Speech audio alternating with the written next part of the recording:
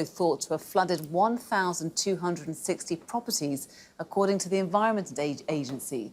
The recovery operation is expected to cost over £500 million, with some predicting the bill for storm-related damage will be the highest of its kind.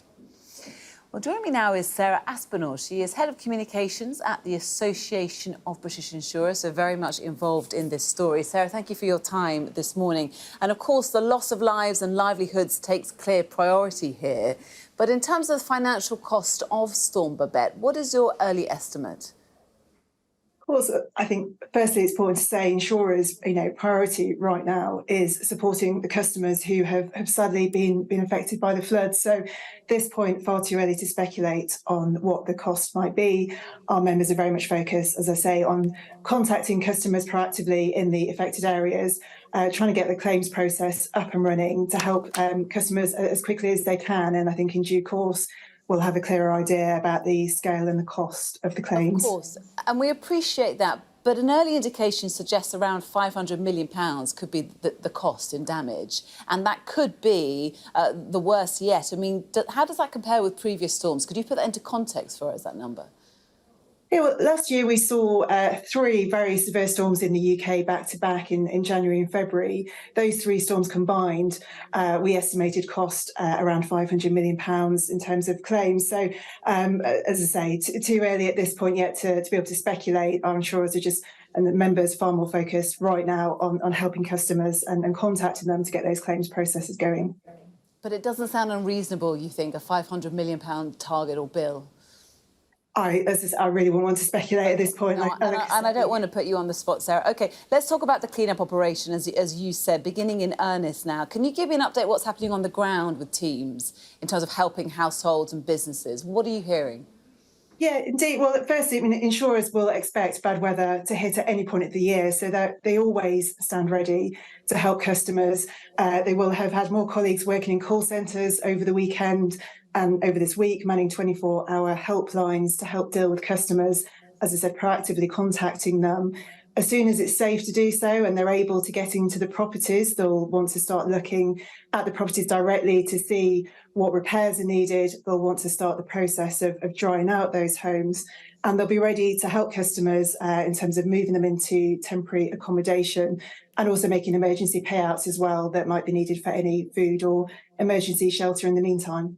And can you confirm to us those emergency payments are being made when it comes to rehoming people, and also, of course, for businesses when they've got a business disruption cover? Are those payments being made now? So I would say that flood damage is an essential part of your home insurance and your business insurance policies. That is absolutely what will be the process that our members are doing right now to start contacting those customers and helping them. And that will be through emergency payments where needed and starting to arrange temporary accommodation if that is needed whilst homes and businesses, and likewise temporary accommodation for businesses too if that is required to help them whilst the properties are repaired. We know that climate change is here. We don't know as of yet whether climate change is responsible for Storm Babet. I'm sure that will all come in the future. But how is your industry preparing for more dangerous weather that we're seeing in the UK? Well, one thing we've done over the past few years as an industry is to establish a scheme called Flood Re. So that helps homeowners access more affordable home insurance, especially in flood risk areas. And that's helped over 500,000 homes now. We've also, we acknowledge there's a really significant role for the industry to play in tackling climate change. We've set out our roadmap of how our members and the wider industry can work with government and regulators to really help the UK reach the net zero targets as well. And we hear the Irish government are looking at giving the worst affected aid packages worth tens of thousands of euros. Should the UK government follow suit? Well, I think that's probably for the government to advise on. But, for those homes and businesses that very sadly, for whatever reason, may not have insurance, then certainly, we'd say contact your local government and they can see how they can help you. And just briefly, does this mean higher insurance policies coming down the line in the future? Well, premiums are made up of many, many different factors. So the important thing we'd say is at any point with your insurance renewal is to shop around and just look and see what's out there. It's a competitive market and get the policy that's right for your needs. OK, we'll leave it there. Sarah, thank you very much. Sarah Aspinall, the Head of Communications at the Association of British Insurers. Now, the mega cap tech stocks Microsoft and Google's parent company Alphabet have reported higher than expected revenues in their latest quarterly results, or out last night. Microsoft recorded $56.5 billion in revenue in the 3 months to the end of September. That's a 13% rise on the same period last year. It's also better than predicted. Meanwhile, Alphabet's revenue for the same 3-month period was $76.7 billion. That is 11% year-on-year rise and also surpassing estimates. Let's get some analysis for you now. I'm joined by Daniel Ives, Managing Director and Senior Equity Analyst at Wedbush Securities in the United States. Up nice and early for us this morning. Thank you so much for doing that. And the size of these companies mean when they report, everybody takes notice, don't they? So both of them reporting double-digit revenue rises despite a sluggish global economy. Were you impressed? Yeah, I mean, look, this is very impressive, especially in big tech.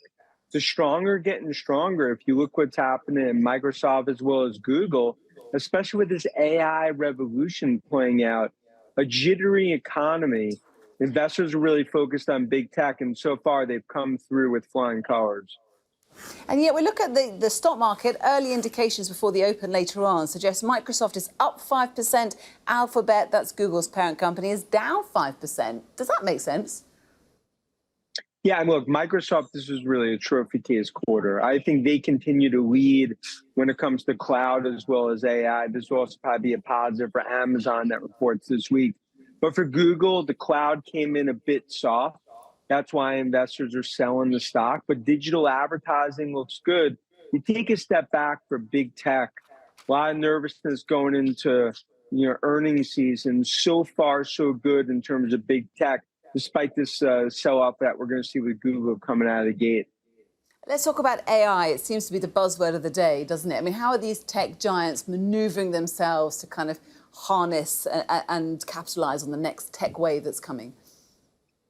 Yeah, this is an AI gold rush that's playing out. We estimate about $1 trillion of spending over the next decade. It's Microsoft, it's Google. Nvidia is really the godfather of AI in terms of what's leading this. And this is, in our opinion, probably the biggest tech transformation in the last 30 years. That's going to be the big focus of earnings, from cloud to chips. In terms of what we're seeing right now, this continues to be just a massive area of strength, despite an economy that's clearly not roses and rainbows around the world. Yeah, we know that both companies, indeed, a lot of the big tech giants cut a lot of jobs over the last year or so, 20,000 jobs combined. Does that stop now? Look, I think 95% of those cuts are in the rearview mirror, but they had to rip the Band-Aid off. I mean, it was a slower environment. They had to adjust, and I think that was the right move. And now they're actually going to start hiring employees, especially when it comes to AI. I think this is really just an understanding that big tech continues to invest.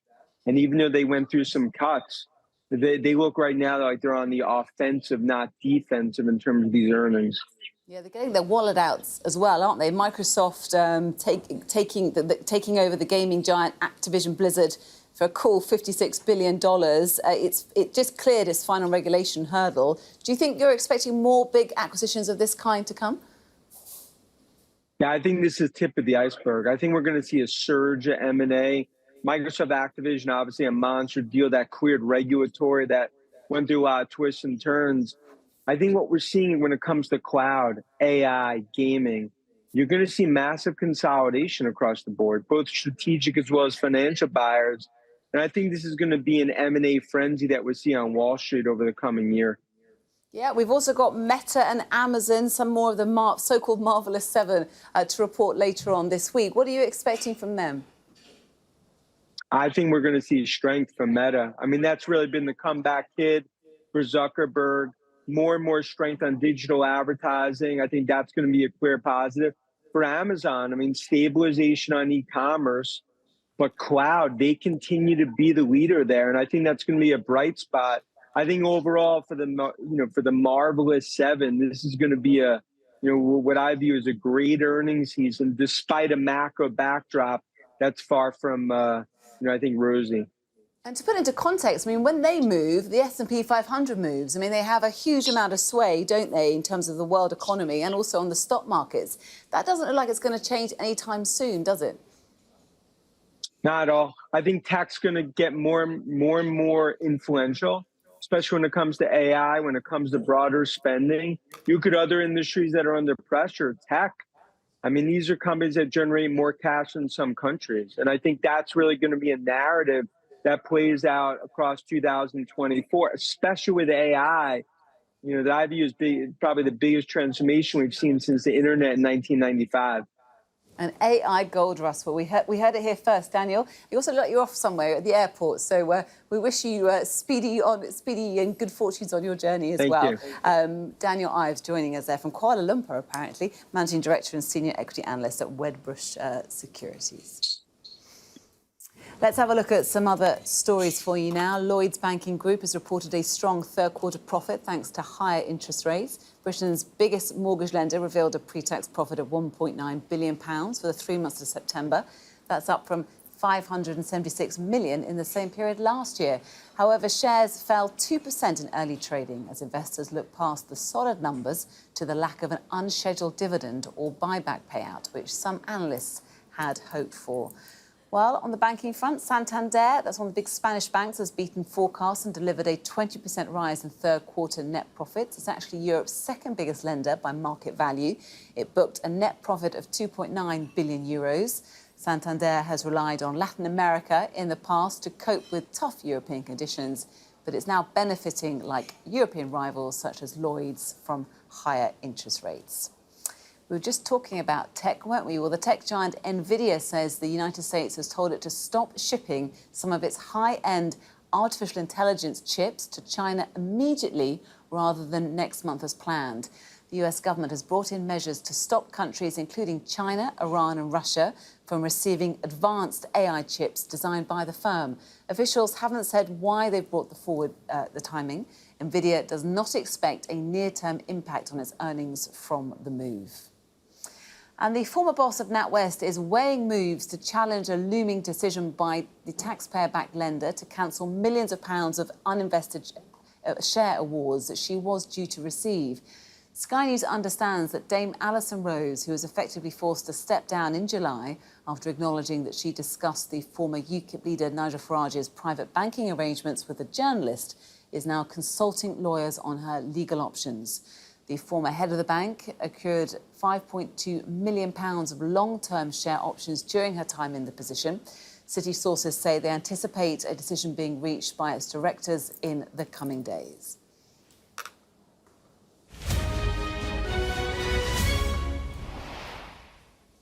Let's have a look at how the global markets are performing this morning. Let's start in Asia. Why don't we? Markets in Asia have closed the day, advancing overnight and tracking some gains that were made on Wall Street after a slew of strong earnings in the United States. You can see there a sea of blue over in Asia. Let's have a look at Europe for you now. Trading day is very well underway, and it's a different picture, as you can see. European shares slipping in early trade after a more mixed earnings season and also digesting some pretty weak economic numbers that came out yesterday. You can see the CAC 40 is down, so too is the MIB 30, the Ives 35, and in Germany, the DAX 40. In London, the FTSE 100 also slipping in morning trade. It's just recovered some of those losses to be pretty much flat now at 73.94. Some of the energy prices and oil stocks are tracking lower.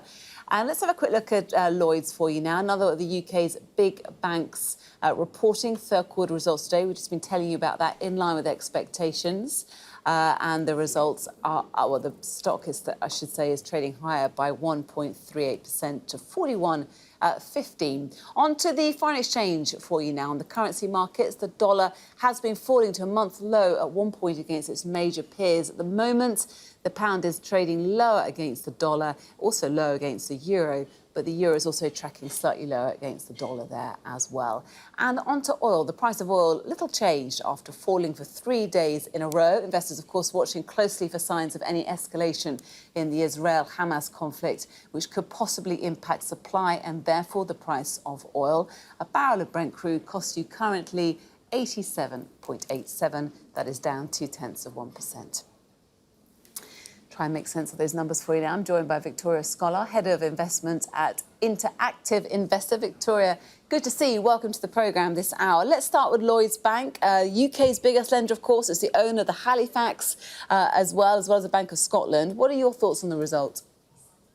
Well, we saw that third quarter pre-tax profit came in slightly ahead of expectations. £1.9 billion was the figure versus forecast for 1.8. It managed to maintain its full year guidance, and it also faced a bad loan charge, which was lower than the previous quarter. And then its provisioning for future bad loans was also quite low. And loan loss provisions has really been a key theme to watch this bank's earnings season because of the tough economic backdrop. Now, investors are also weighing up the fact that inflation and rising wages has been pushing up its costs.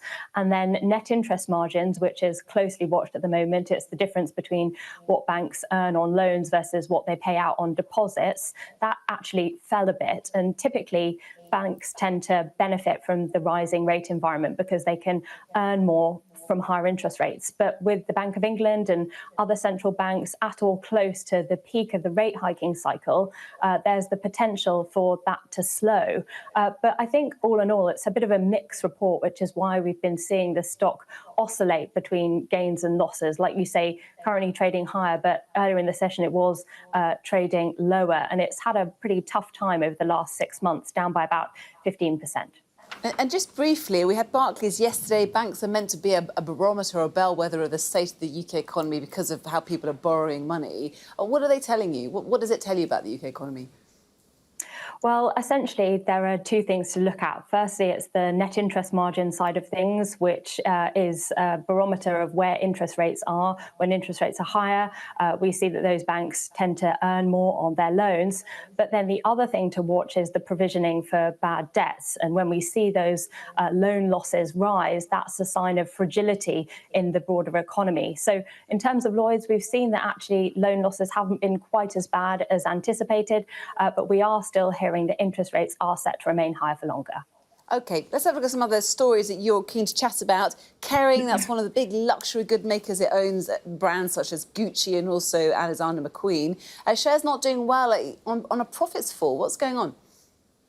Yeah, that's right. We saw that its revenue slumped by 9% in the third quarter, which was sharply below analysts' expectations for a drop of 6%, which is why the stock is trading considerably lower. Gucci is responsible for about half of its sales, and it reported a 7% slump in its earnings. And other brands like Yves Saint Laurent and Bottega Veneta also saw declines. I think one of the difficult things for fashion houses is that fashionistas are very fickle and fashion trends come and go. And Gucci lately has really been the standout performer, but that allure seems to be fading. It's almost got too popular because of this wide proliferation, which tends to dampen demand. And that's something that the CEO has really been trying to fix. They've appointed a new creative director this year, so they're trying to kickstart a revival and try and change the direction. But Kering's performance really echoes what we saw from LVMH, another luxury goods giant, which tends to suggest that the sort of boom that we saw at the start of the year for luxury is starting to fade as that post-pandemic demand or surge in demand from China really starts to ease back. OK, we'll leave it there. Thank you very much. Victoria Scholar, Head of Investment at Interactive Investor. Thank you. Still to come this morning here on Business Live, how handing in your old bicycle could help tackle climate change. Do stay tuned.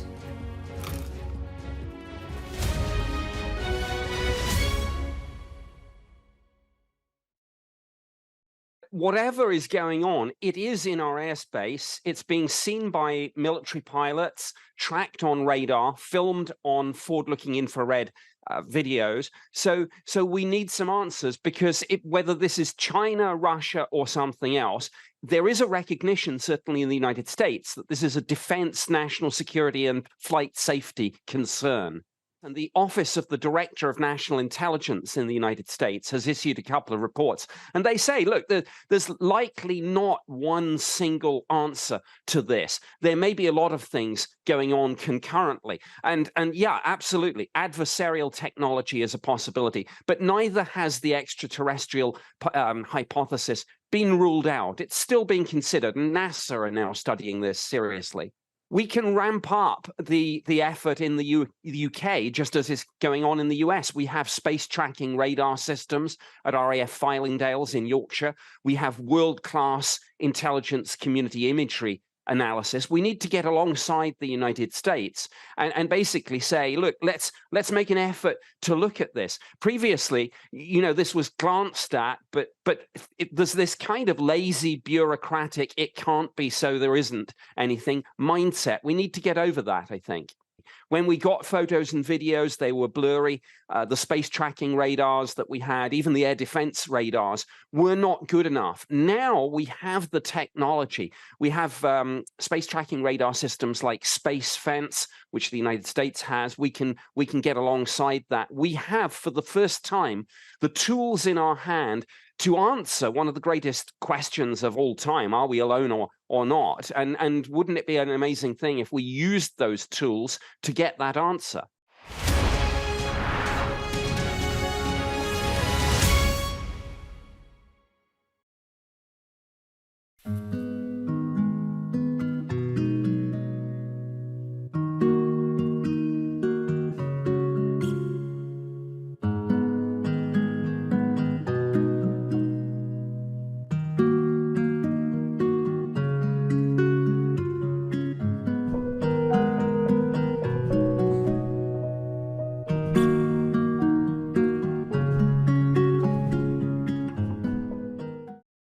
Fly Emirates, fly better.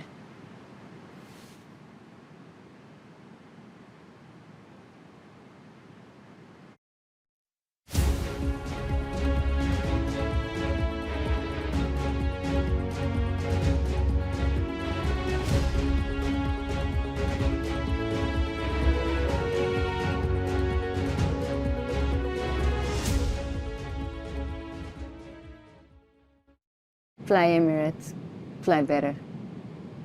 Thank you.